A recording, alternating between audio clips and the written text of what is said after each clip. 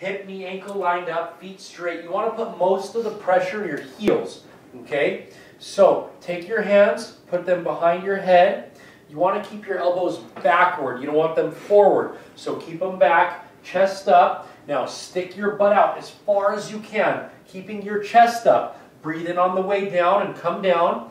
Now you want to go as far down as you can go with keeping your heels on the floor. The second your heels pop up and most of the pressure goes in the front of your foot, that's when you know, oh, I got to stop. I got to go straight back up. Okay, so now push up through your heels. Good. Blow out on the way up. Breathe in on the way down. Keep your face nice and straight.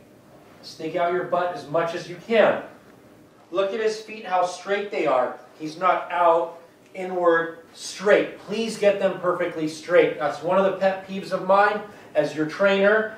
Look at how he's sticking his butt out enough where his knees don't really pass his toes. Right? Bam, there. And then push up through your heels and come up.